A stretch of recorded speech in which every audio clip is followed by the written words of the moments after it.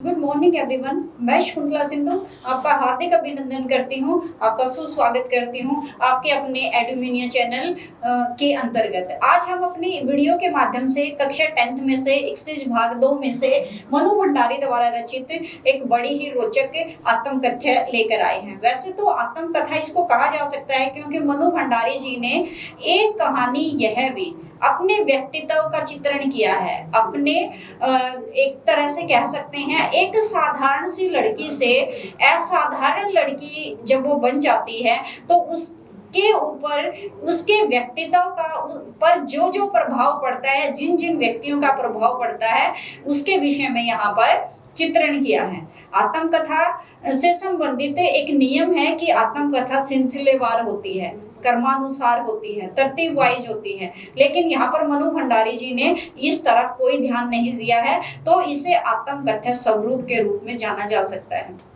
एक कहानी यह भी और मनु भंडारी द्वारा रचित है।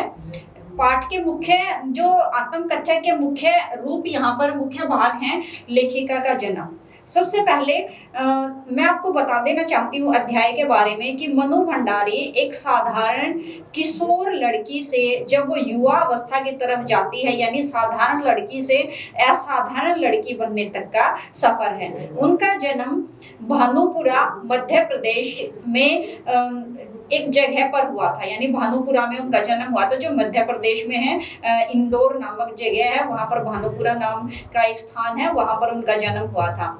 तो जन्म, लेकिन उनकी यादें हैं वो अजमेर से शुरू होती हैं, यानी जन्म तो वहां पर हुआ था। जन्म के बाद कुछ सालों बाद किसी कारणवश जो आगे हम यहाँ पर आत्मकथा में आपके सामने व्यक्त करेंगे, तो वहां छोड़कर उस जगह को छोड़कर यानी भानुपुरा को छोड़कर अजमेर के मोहल्ले में आकर उन्होंने रहना शुरू कर दिया था।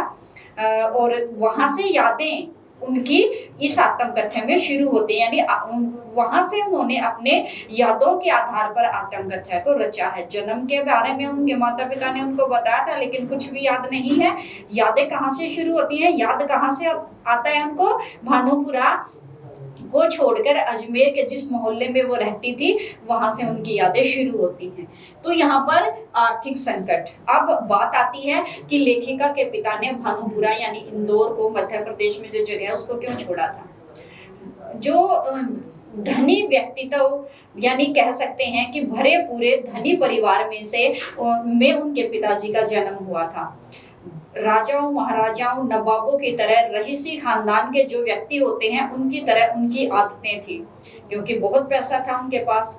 लेकिन दुर्भाग्य से क्या होता है कि उनके किसी करीबी ने उनको धोखा दे दिया और उसी धोखे के कारण, व्यापार में हुए घाटे के कारण उनको भानुपुरा को छोड़कर अजमेर में रहना पड़ा। कहने का अभिप्राय आर्थिक संकट के कारण बड़ा भारी आर्थिक संकट क्या है उनके सामने आ गया था और इसी आर्थिक संकट से उभरने के लिए उन्होंने भानुपुरा को छोड़ दिया और अजमेर में आकर वो रहने लगे।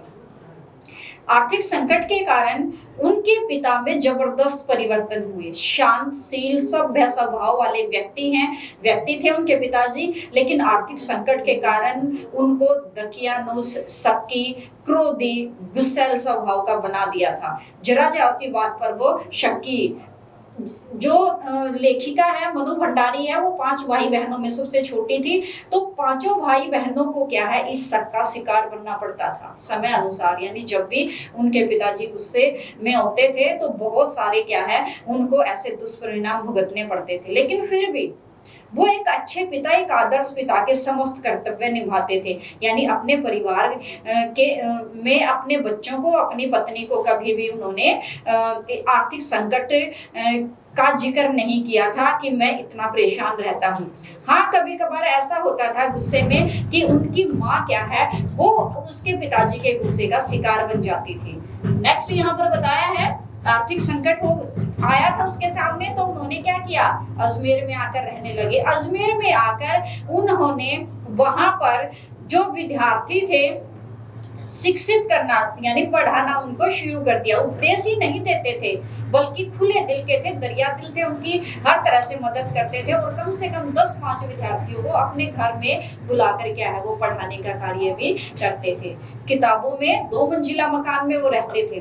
ऊपर वाला तल्ला यानी ऊपर वाला जो मंजिला है, माला है, वो उनके पिताजी के कब्जे में था और नीचे वाले कब्जे में उनके भाई बहन और उनकी माता जी का साम्राज्य था। ऊपर वाले ऊपर वाला जो इमारत है यानी ऊपर वाला जो तल्ला है उसमें सारी जगह पर पुस्तकें, अखबार, कॉपी, किताबें फैली रहती थी। यानी उनके पिताजी मुख्यतः रूप से अपना समय, ज्यादातर समय ऊपर वाली मंजिल पर ही गुजारते थे। उनके मित्र थे वह भी उनसे उधर ही आकर मिलते थे, यानी पढ़ने लिखने में वो ज्यादा समय व्यतीत करते थे। तो इसी पढ़ने लिखने के अंतर्गत अंग्रेजी हिंदी शब्दकोश विषयवार उन्होंने यानी डिक्शनरी जिसको कह सकते हैं उसका अधूरा कार्य पूरा करना शुरू कर दिया। जैसे ही उन्होंने यह कार्य पूरा किया तो उनको खूब प्रसिद्धि प्राप्त हुई, खूब ख्याति प्राप्त हुई, लेकिन आर्थिक संकट उनसे मुक्त वो नहीं हो सके। नेक्स्ट है हमारा मनु भंडारी। आप अपने पितृ गाथा यानी पिता की जो चरित्र चित्रण है उसका वर्णन करती है। पिताजी क्या है आर्थिक संकट के कारण गुस्सैल प्रवृत्ति के हो चुके थे।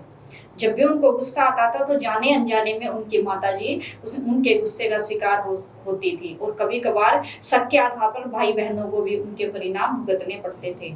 बार बार क्या है मनु भंडारी को इन समस्याओं से गुजरना पड़ता था। हालांकि मनु भंडारी और उनके पिता के बीच विचारों की टकराहट चलती रहती थी, क्योंकि मनु भंडारी उनके पिता यानी अपने पिता के विचारों से कदापि सहमत नहीं होती थी। बाकी जो भाई बहन हैं वह किसी न किसी तरह से एडजस्ट हो जाते थे, समायोजन कर लेते थे अपने पिताजी के साथ, लेकिन मनु भंडारी उनके विरुद्ध जाकर खड़ी हो जाती थी। जैसे उनके पिताजी कहते थे उनके विपरीत क्या है उनका सोचना होता था।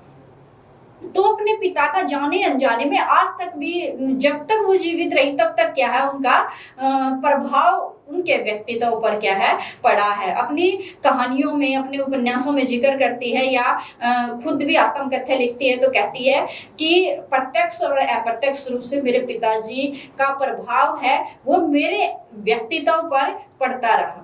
और जब तक उनकी शादी जैनेंद्र कुमार से नहीं हो चुकी यानी जैनेंद्र कुमार से जब उनकी शादी हुई तब तक उनके और उनके पिताजी के विचारों में टकराहट चलती रही। इसी बीच उनकी बहन थी जिसका नाम था सुशीला, गोरी चिट्टी बड़ी सुंदर लड़की, और मनु भंडारी वो सांवले रंग की थी, कद की क्या है वो छोटी थी। तो उनके पिताजी, गोरा रंग उनके पिताजी की कमजोरी था और बात बात पर मनु भंडारी की तुलना किससे करते थे? सुशीला से करते थे। यहाँ पर मनु भंडारी के अंदर एक तरह से थोड़ा असहज की भावना महसूस होती थी जब उनके पिताजी उनका कंपैरिजन करते थे। यानी कहने का अभिप्राय हीन ग्रंथि शीला जो मनु भंडारी है उनके अंदर उभर गई, लेकिन इस हीन ग्रंथि को कभी भी उन्होंने अपनी कमजोरी नहीं बनने दिया, बल्कि इसी ग्रंथि का सहारा लेकर उन्होंने कुछ ऐसे कार्य किए जिनसे सबसे ज्यादा प्रसिद्धि क्या है वो मनु भंडारी जी को मिली।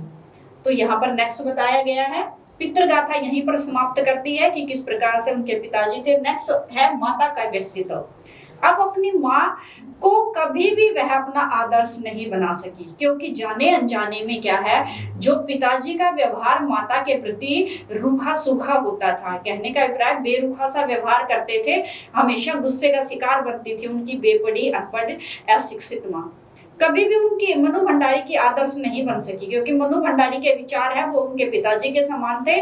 वह सोचती थी कि जब पिताजी उन पर गुस्सा करते हैं तो पलटकर क्या ये जवाब क्यों नहीं देती, लेकिन उनकी माता है वो धरती से ज्यादा सहनशील यहाँ पर चित्रित की है।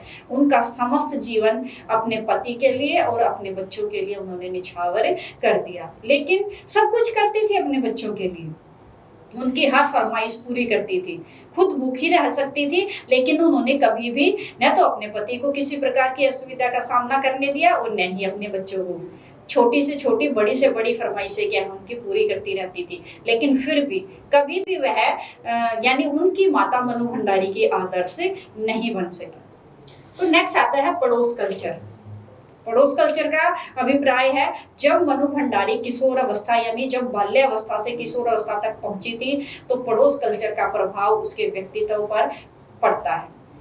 तरह तरह के खेल खेलती थी, गिल्ली डंडा, उछल कूद, यानी घर के कोने से, घर के अंदर से लेकर गली के कोने तक क्या उनका पड़ोस होता था। हर एक घर में आना जाना दिन रात बिना रोके टोके क्या है वो चलती रहती थी। और जाने अनजाने में न जाने कब जब वो उपन्यास या कहानियां मिलती तो इसी पड़ोस कल्चर से उसके जो चरित्र चित्रण है वो उभर कर उनके कहानियों में, उनके उपन्यासों में आ जाते हैं। आज की आधुनिक सभ्यता के फ्लैट कल्चर से लेकर, यानी ऊंचे ऊंचे शहरों में बने हुए बिल्डिंगों से वह पड़ोस कल्चर का कंपैरिजन करती है, तुलना करती है, और लाख गुना अच्छा क्या है वो अपने पड़ोस कल्चर को बताती है। क्योंकि शहरों में जो ऊंची ऊंची बिल्डिंगों में चाहे कितना ही पढ़े लिखे व्यक्ति रहते हैं, लेकिन उनके बीच में कभी भी एक दूसरे के सामने यानी पड़ोस कल्चर नाम की वहां पर कोई चीज नहीं है। तो इस सुख का अनुभव वह आज भी महसूस करती है, यानी उनकी कहानियों में जो पड़ोस कल्चर है वो उभर कर आता है जाने अनजाने में। और इसी का नतीजा होता है कि महाभोज जो उपन्यास उन्होंने लिखा था बड़ा प्रसिद्ध, बड़ा ही एक तरह से विख्यात हुआ था। और उनके पड़ोस में रहने वाले दास साहब न जाने कब महाभोज के प्रमुख चरित्र चित्रण के रूप में उभर कर आ गए। जब उन्होंने उपन्यास पढ़ा तो दोबारा से उन्होंने उस व्यक्ति से उसकी तुलना की कि यह तो हमारे पड़ोस में रहने वाले दास साहब थे, यानी पड़ोस में रहने वाले व्यक्ति, उनके चरित्र चित्रण उनकी कहानियों में उभर कर आते हैं। तो पड़ोस कल्चर को सर्वाधिक महत्वपूर्ण मानते हैं मनु भंडारी जी। नेक्स्ट आता है हमारा उनकी हिंदी अध्यापिका शीला अग्रवाल। शीला अग्रवाल, उनके पिताजी और शीला अग्रवाल का सबसे ज्यादा व्यक्तित्व पर प्रभाव पड़ा था। किसके? मनु भंडारी के। शीला अग्रवाल का भी बहुत ज्यादा प्रभाव था उनके व्यक्तित्व पर। उनकी हिंदी प्राध्यापिका के रूप में चित्रित किया है यहाँ पर। किशोर अवस्था से गुजरते हुए जो वह युवावस्था की तरफ वो अग्रसर हो चुकी थी, तो उन्होंने कॉलेज में एडमिशन लिया, फर्स्ट ईयर था उसका। वहां मनु भंडारी के अंदर जोशीले विचार थे, अलग अलग प्रकार के साहित्यकारों के बारे में वह जानना चाहती थी। लिखाई की तरफ, लेखन की तरफ उनका एक तरह से कह सकते हैं कि रुझान था। मनु भंडारी जी के इसी रुझान को शीला अग्रवाल ने पहचाना और उसको अग्रसर साहित्य के क्षेत्र में आगे बढ़ने के लिए बहुत सारी पुस्तकें क्या है उनको पढ़ने के लिए दी। और उन्हीं पुस्तकों के मुख्य विषय को उठाकर शीला अग्रवाल और मनु भंडारी के बीच अक्सर वाद विवाद की स्थिति भी पैदा हो जाती थी। तो शीला अग्रवाल जी ने उनको जैनेन्द्र कुमार द्वारा रचित सुनीता जो उपन्यास है वो सुनीता, जो उसका सर्वाधिक प्रभाव उनकी रचनाओं पर पड़ा है। जैनेन्द्र कुमार ने सुनीता उपन्यास लिखा जो उन्होंने पढ़ा। उसके बाद है सच्चिदानंद हीरानंद वात्सा ने आज्ञा एक आत्मकथा के रूप में। नेक्स्ट है यशपाल, भगवती चरण वर्मा। ऐसे बहुत सारी पुस्तकें थी जो उनको पढ़ने के लिए थी। और उनके व्यक्तित्व का प्रभाव क्या है, उनके द्वारा रचित रचनाओं का प्रभाव क्या है उनके जीवन पर पड़ा। उस समय जितनी समझ थी उसने समझा, लेकिन आज देखती है तो बहुत गहरा, एक तरह से कह सकते हैं कि बहुत गहरी बातों का चित्रण वहां पर एक तरह से चित्रित किया गया था, लिखी गई थी। नेक्स्ट आता है हमारा लास्ट पॉइंट है 1946 से 1947, यानी कहने का अभिप्राय है कि मनु भंडारी का समय स्वतंत्रता संग्राम, यानी स्वतंत्रता जब भारत स्वतंत्र हो चुका। भारत कब स्वतंत्र हुआ था? 15 अगस्त सन 1947। तो उससे पहले के समय, 1 साल 2 साल पहले के समय का चित्रण है कि अक्सर क्या है मनु भंडारी जुलूसों में भाग लेती थी। ओज से भरे हुए उनके विचार थे, वीरता की भावना उनके अंदर थी, अपने देश के लिए वह कुछ करना चाहती थी। तो छात्रों के साथ मिलकर हड़तालें, जुलूस, ऐसा ही आंदोलन में भाग लेना, ऐसे बहुत सारे काम ये क्या है उन्होंने करने शुरू कर दिए, जिसका परिणाम यह हुआ कि दकियानुसोच वाले व्यक्ति उनके पिताजी के कानों को भर देते थे और बार बार क्या है उनको गुस्से का शिकार होना पड़ता था। एक बार वह इसी तरह से गली के नुक्कड़ पर कोई जुलूस, बहुत बड़ी सभा थी, उसकी नेता बनकर उनको संबोधित कर रही थी। तो जो उनके पिताजी हैं उनके मित्र थे अंबालाल। अंबालाल जी ने उनके पिताजी के पास जाकर कहा कि आप अपने घर में ही घुसे रहते हैं, चलिए गली के मोहल्ले तक चलिए और देखिए आपकी लड़की कितना जोरदार, कितना धुआंधार भाषण दे रही है। I am really proud of you कि मुझे मनु भंडारी पर बहुत गर्व है। पिताजी पहले गुस्से से भरे हुए थे, लेकिन अंबालाल के द्वारा किए गए मेरी प्रसन्नता को सुनकर पिताजी का चेहरा क्या है, वो गर्व से गदगद हो उठा। अंदर से क्या है, बड़ी खुशी हुई और अपने द्वारा किए गए यानी अपने द्वारा देखे गए सपने को अपनी बेटी के द्वारा पूरा किए जाने की उनको आशा जगी। एक बार इसी प्रसंग के आधार पर मैं जिक्र करना चाहूंगी, मैं बताना चाहूंगी आपको कि अनुशासनहीनता के आरोप में यानी छात्राओं को भड़काने के आरोप में जो कॉलेज वालों ने मनु भंडारी को रस्टिकेट कर दिया, यानी कॉलेज से उनको निकाल दिया गया। अंतिम वर्ष था, 3rd ईयर था और कहा 3rd ईयर को भंग कर दिया गया, उनकी क्लासेस बंद कर दी और मुख्यतः रूप से मनु भंडारी को और 1-2 सहेली थी उनकी कॉलेज में उनका प्रवेश करना बंद कर दिया। इसके साथ ही शीला अग्रवाल है उसको भी बहिष्कृत कर दिया, कॉलेज से निकाल दिया गया। मनु भंडारी ने फिर भी क्या है, किसी भी प्रकार का समझौता न करते हुए जुलूसों में भाग लेना शुरू कर दिया। छात्राओं को क्या है, फिर भी वो अपने भाषणों से अपने एक तरह से अपने भाषणों के द्वारा वह उनको प्रेरित करती रही। तो जब इसका परिणाम के तहत यानी जब उनको कॉलेज से बाहर निकाल दिया गया, रस्टिकेट कर दिया गया और उनके पिता को सूचित कर दिया गया कि आइए कॉलेज में आकर मिलिए, आपके अपनी बेटी के कारनामों को सुनिए, तो पिताजी बड़े गुस्से से गए। तो मनु भंडारी बड़ी डर गई और डरते हुए वह अपने पड़ोस में जाकर बैठ गई। शाम के समय जब उनके पिताजी वापस आए तो गुस्से की जगह उनके चेहरे पर प्रसन्नता के भाव थे, बड़े खुश थे। उन्होंने मनु भंडारी को बुलाया और कहा कि शाबाश, तुम बहुत अच्छा कार्य कर रही हो। इस तरह से हालांकि चाहे वो जो उनकी बहन है सुशीला, उससे कंपेयर करते रहे हूँ, लेकिन कभी भी क्या है, उनको बिल्कुल एक तरह से नेग्लेक्ट नहीं किया, अनदेखा नहीं किया। और कभी भी अपनी बेटी को उन्होंने रसोई घर को भटियार खाना कहते थे कि रसोई घर में अगर तुम घुस जाओगी तो अपने समस्त जीवन को चूल्हे में जलती हुई अग्नि के समान नष्ट कर दोगी। तो कहने का अभिप्राय है, उन्होंने कभी भी अपनी बेटी को रसोई तक सीमित नहीं रखा। उन्होंने कहा कि रसोई को छोड़ दो, अपने व्यक्तित्व का, अपने कृतित्व का निर्माण करो, अपने भविष्य का निर्माण करो। और इसी का नतीजा यह हुआ, 1946-47 का समय था, जोशीले भाषण वो देती थी। और मनु भंडारी अब सोचती है कि अंबालाल द्वारा किए गए जो प्रशंसा है उस समय क्या रही होगी, कैसा मैंने भाषण दिया होगा। लेकिन इस घटना ने उसको बहुत प्रेरित किया, आगे बढ़ने के लिए उसके अंदर उत्साह, जोश, जिज्ञासा की भावना पैदा कर दी। और बहुत सारे ऐसे जाने अनजाने में ऐसे बहुत सारे कार्य करते रहे जो उनको साधारण लड़की से असाधारण बनाने की तरफ अग्रसर करते रहे।